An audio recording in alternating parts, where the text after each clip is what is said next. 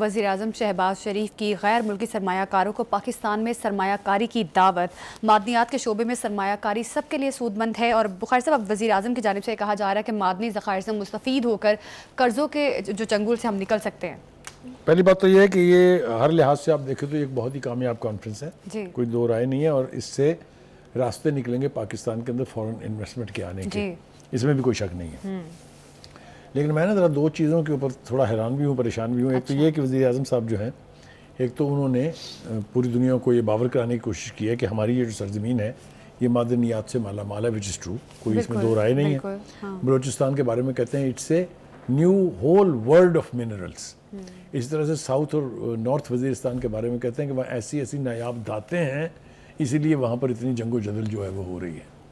تو پاکستان منرلز کے ساتھ تو مالا مال ہے، اللہ کرے کہ یہ کوشش جو ہے وہ کامیاب ہو جائے۔ لیکن دو باتیں انہوں نے، وزیر اعظم صاحب نے تعریف بہت کی ہے آرمی چیف کی، اور ایک دفعہ نہیں کی ہے، پہلے بھی بہت دفعہ، ہر حوالے سے جو بھی کوئی اچیومنٹ وہ اپنی بتاتے ہیں تو کہتے ہیں آرمی چیف نے بڑا اس میں رول ادا کیا ہے۔ ایسا نہ ہو کہ وہ بانی پی ٹی اے کی طرح بعد میں کہتے پھریں کہ جناب ہمیں تو پتہ ہی نہیں تھا کیا ہو رہا تھا، وہی کرتے تھے سب کچھ۔ تو ایک تو یہ کہ یہ خوش آئند ہے کہ پاکستان میں باہر کے ممالک سے اتنی بڑی تعداد میں وفود آئے اور انہوں نے آ کے دلچسپی ظاہر کی ہے ان پروجیکٹس کے اندر، یعنی انویسٹ کرنے کی۔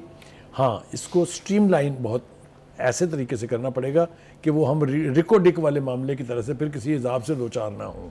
آپ کو یاد ہے نا کہ کس قسم کے ایگریمنٹ ہم نے کیے تھے، بعد میں جرمانے بھگتنے پڑے، پھر وہ معاف کرانے پڑے۔ تو ہوپ فلی کہ ہم ماضی سے سبق سیکھ کے اس مرتبہ ایسے معاہدے کریں گے اور اس طرح کی انویسٹمنٹ پاکستان میں آئے گی کہ جس کے بعد پھر آپ کو نہ کسی آئی ایم ایف کی ضرورت ہے، نہ کسی ورلڈ بینک کے قرضے کی ضرورت ہے۔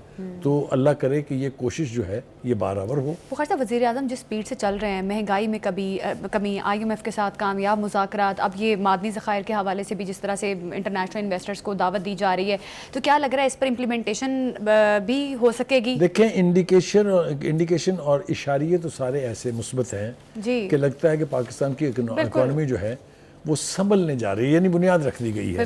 وہ الٹیمیٹلی ہم یہ ٹارگٹ اچیو کر پاتے ہیں کہ نہیں، وہ سارا دار و مدار جو ہے بالکل، اگر ان تمام ٹارگٹس کو اچیو کر لیا جائے تو ہم قرضوں میں سے نکل سکتے ہیں۔